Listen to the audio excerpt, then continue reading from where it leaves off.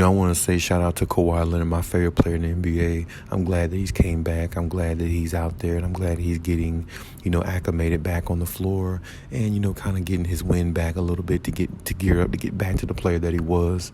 But I think that, right now, Kawhi Leonard is showing everybody that, stats don't define you as a player. Stats don't define you it doesn't define your greatness sometimes. And a lot of people live on stats. A lot of people eat, sleep, breathe stats. But really, that's not always the case. When you look at Kawhi Leonard right now, the 2 games that he's came back in the Detroit Pistons, and they just played the Spurs, where the Clippers won both games, and he's been a plus in the plus minus situation. He was a plus 20, or at least a plus 20 plus in both games, for the Clippers in these last 2 games. And let's just take out the stats for a second, just because I said that.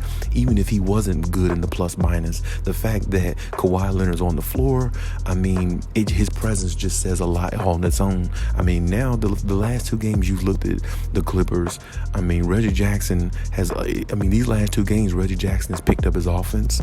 Honestly, other players have picked up their offense, and other players look more, even though it's been 2 games, other players look more in rhythm now that Kawhi Leonard's on the floor. And what I mean by this is, when a player is as great as Kawhi Leonard, it doesn't always show up on the stat sheet how great this player really is. Now, Kawhi probably, if he would have played 30 plus minutes, he would have had 20 plus points. He would have had 23, 24 plus points in that game.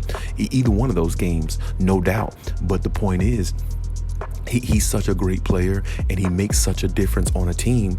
His presence being on the floor makes the Clippers look like a championship team, or look closer to a championship team, without him even scoring 27, 28 points a game, what he usually scores per year now. So, when you talk about a player's greatness, it goes beyond just stats. And I think a lot of fans out there really don't understand that. They just really go by what they see on SportsCenter, or they go to Google and look at, he scored 30 points tonight. He had 8 rebounds. He's a superstar, or he's this, he's that. But sometimes it really doesn't involve all that. Sometimes it involves how much impact a player makes on a team when he steps on the floor. This guy stepped on the floor for 2 games, and the Clippers look better in these last 2 games than they looked the last several games without him. It's just true.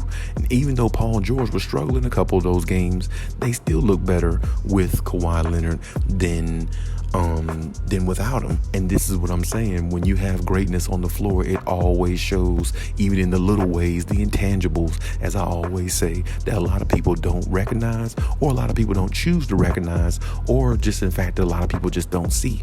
And as I said, Kawhi Leonard, these last couple games, I think he had 11-point game, and he had a 6-point game.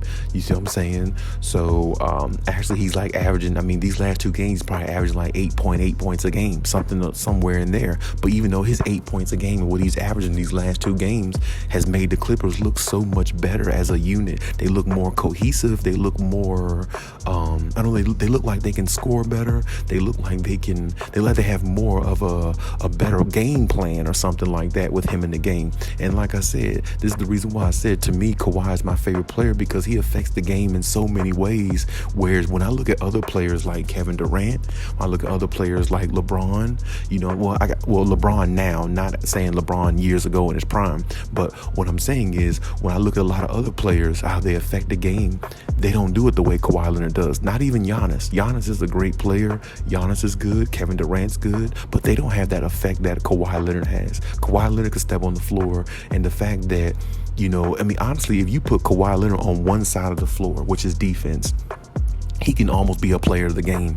He can almost be looked at as the player of the game just on that one side of the floor, because he's so dominant defensively when he really puts his mind to going out there and stopping certain things that the team is doing. There's situations where, it may not look like Kawhi is stopping the other team's main player, but he's stopping a lot of process or a lot of progress the other team is trying to make in regards to, their approach in beating the Clippers or beating any any team that Kawhi Leonard's ever played on because of his basketball IQ. And, them playing the Spurs, he had a post game where he talked about Greg Popovich, and he said Greg Popovich and the Spurs made him the player he is today. And the reason why I say that he's the best player in the league is because his effect on the game, even without him scoring at a high level that people would like to see him do, it's unmatched. I mean, we don't even have enough time in this video to talk about how much effect this guy has towards a team and how much he brings to a team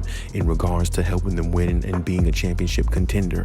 Because as I said, on one side of the floor, Kawhi is dominant. And like I said, there's times he might not be shutting down your best player, but he's doing other little things. He's jumping through screens, or when somebody tries to, come around a screen, come off a screen and get to the paint, he's putting a hand he's putting a hand near the basketball in their vicinity of how they're dribbling to get to the basket, which can cause a turnover. And when you see Kawhi Leonard's hand near the basketball while you're dribbling, it makes you second guess your handles, because Kawhi Leonard's so good at getting steals and so good at getting deflections and causing turnovers.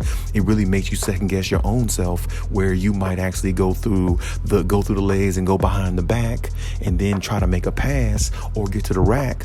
And then, like I said, you might fumble the ball off your leg, or you might try to just get rid of the ball because Kawhi Leonard's hand is there, and you make an ill-advised pass and the Clippers get a turnover, and then all of a sudden they're off to the races with a John Wall who can run the point and who can run the break. Now they're scoring 2 points, and that's a plus in their situation, which betters them in the plus-minus situation. So these are the things that a lot of people, and you hear media people who do not talk about, do not give Kawhi credit for, but it's the thing that it's all about the media painting what they want you to know, not what the media painting what you really should see or what you really should be looking for when you watch great players on the floor and how they affect the game in so many ways. And don't get me wrong, I'm not saying other great players don't affect the games in their own type of way. I just think Kawhi Leonard's one of a kind, and he affects the game on both ends of the court, unlike any other player in the NBA. And with that being said, to me, that makes him the best player when he's healthy. And when healthy, he can definitely deliver a championship. So, I hope that, he definitely, helps the Clippers get a championship, because this team definitely deserves it with him being on there. And with them believing in a player like Kawhi, they can go a lot further than what people think. So shout out to Kawhi Leonard for being great as he is. I know his numbers and his game will pick back up to where it was a couple seasons ago before he got injured. And then when it does, the league better look out, because Kawhi Leonard's that dominant. And I can tell you, he almost got this team to a finals one year before he got hurt with the Utah Jazz, even though they went on without him. But with him being there, I promise you, if he's healthy enough, if he's right enough, and if him and Paul George can stay healthy, shout out to Paul George. Hopefully his knee soreness gets well and he's, ready to go soon. But if he can stay healthy enough and keep this team upright enough, I promise you this team will do a lot more greater things than even what the media might even put out, or even what some players might put out. So, I'm rooting for him always. That's my guy.